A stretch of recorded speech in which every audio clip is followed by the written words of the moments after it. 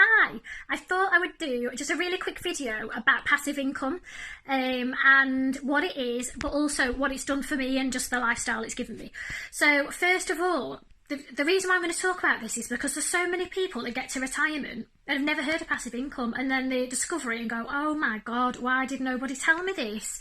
So I came across passive income when I read Rich Dad Poor Dad, and it just absolutely changed the way that I thought about money, and more importantly, how I earned money. And there's a few things in my life that happened that got me to a stage where I was really, really desperate for passive income. So first of all, if you don't know what passive income is when you have assets and businesses and money working for you, so that you have an income coming in every month or every week or every day without you physically having to trade your time for money. So you don't need to go and work for someone every day to earn your wage. It's an income that comes in every single month.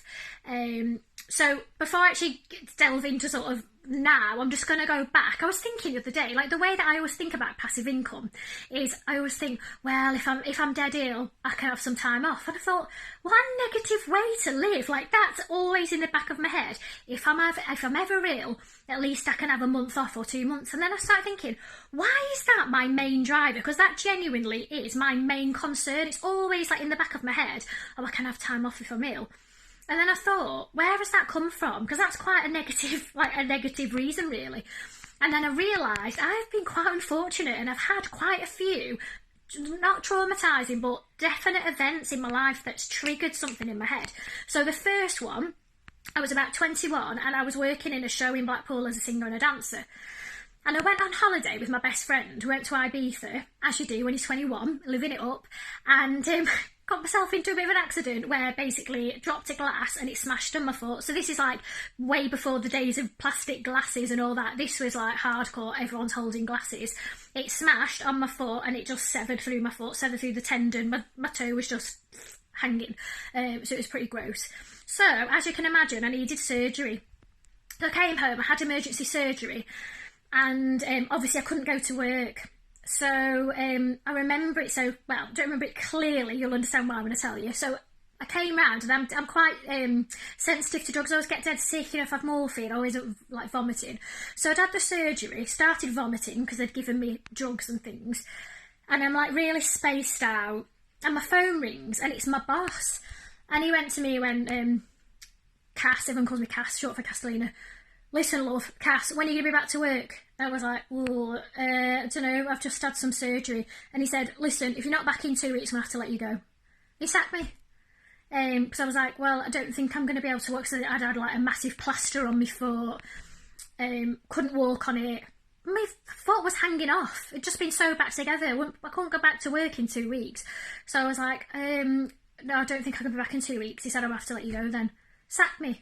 So I was in hospital, being sick, crying my eyes out, genuinely devastated because I'd lost my job, being like, what am I going to do now? Because I was in a summer season. So as a performer, it's like season, so I'd lost the summer, so it meant I couldn't work then until the Christmas season, which wouldn't kick in until like the end of November. So I was out of work for like 3 months where I physically just didn't earn any money, and didn't work because I had my foot in a cast. And I mean, luckily I was living with my mum and dad, so I didn't have any bills. But imagine if I had like bills and a child and everything, what do people do if that's what happens, And that still happens for singers and performers now that are in jobs. If you can't perform, they just let you go. So that was the first thing. But, like I said, I was living with my mum and dad. And then I went back to work for the same company. And then a year later, I ended up getting chickenpox and shingles. And when they say as an adult, like it's really bad as an adult, it was just the most horrific thing. I was covered from head to toe. I had shingles on my head there, and like when I get run down, I would still get the pain on my scalp. It was just excruciating. I couldn't sit down, I couldn't lie back. I just was just covered, absolutely covered head to toe. Again, he phoned me. He said, I need you back in work in 2 weeks. because I was so scared he'd sack me, I said fine. I went back to work covered in sores, covered head to toe. And obviously as a performer, you wear like sparkly outfits, little dresses, feathers.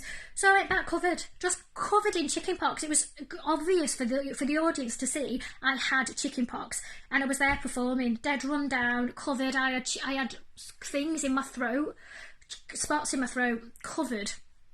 But I had to because I needed the money, so that was quite depressing and sad. And my mum was going mad. My mum was like, "You're going to make yourself so ill," and all the rest. And I was like, "Mum, I need to work." So I did. I went back to work. And then I've been quite unfortunate. About 18 months later, if that, I was working on a cruise ship, and I'd gone through the 6 weeks of rehearsals, and it's really intense. You literally rehearse from like 8 in the morning till about 6 o'clock at night, so it's just full on dancing non-stop. And I was obviously quite run down, and I got glandular fever. So it was opening night, and I started getting lumps, like coming out behind my ears, had lumps coming out the back of my head. And I worked through it because I didn't want to let anyone down. And then it got to the point where I felt so ill. I went to see the doctor on the ship, and he just didn't have a clue what was wrong with me. Sent me off the ship in Palma, and I went to see a specialist. He thought I had bloody brain tumour or something. So they disembarked me from the ship. They sent me home. I did have glandular fever, that's why. So it was just my glands were coming out all over me, and I was so run down and so poorly that I couldn't walk upstairs. I was bedridden.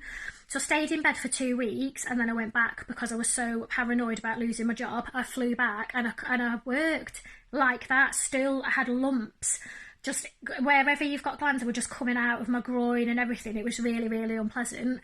And I just made myself so ill and so run down because I was just didn't want to let anyone down. But also, that's how I made my living, being self-employed. And so if I didn't show up to work, eventually I'd be replaced, and it's just really dog eat dog. So I had to do it. So I think by the time I discovered passive income, I was so fed up of putting my body under so much pressure to go out and perform, and I was ill, and when I should have been resting, I think that I just really jumped at the chance. And I was, when I say I was desperate, I was just so hungry and desperate for passive income, which is why now I just think it is such a gift. And especially now with Grayson, like last December, Grayson was really poorly, and he was in Alderhay. He was in there for about a week, and I just took December off, didn't work, didn't do anything. I was just with him for the whole of December, and I would never ever have been able to do that if I had a job. So sometimes it kicks in when you really need it and you don't expect it. So basically for me, the way that I sort of work and the way it works for me is all of my properties pay for my lifestyle. So it's entirely passive. So I've got amazing letting agents and a team of builders that look after them. So the tenant pays the rent goes to the letting agent, they pay me, and I'm left with the profits basically, and it's totally passive. And then any active income that I do, so any sourcing or public speaking or when I flip properties, I just reinvest it. So I use my active income for like more luxury spends, like bigger purchases, and just to reinvest back into the portfolio. And then I just live on my passive income, so just live on it. And so that means if, you know, God forbid Grayson is ill, I can just stop working and just enjoy it. So it's a real gift, is the only way I can describe it. It sounds cheesy, but it is just a blessing. And there are people going to work that are ill, and there are people going to work depressed, hating the job, hating the boss, because they feel like there isn't another option, and there absolutely is. And yes, it's been hard work, so I would never say it was a click of the fingers. Like, I've had to work so hard to get to where I am, but it is so worth it. And I'm obsessed with passive income. Like I've said, next year we're not doing any more because we've got the holiday flats that we are good. Passive income is fine, but I can't help myself. When I see a good deal, I'm like, let's just add it to the pile, because I just love it. I really love it. So, you know, it's possible for anyone. There's so many ways of getting passive income as well. So if property is a bit scary, maybe just try a bit of network marketing, or there's lots of different avenues for you. I personally think property is the best, but I would, because I'm a property investor.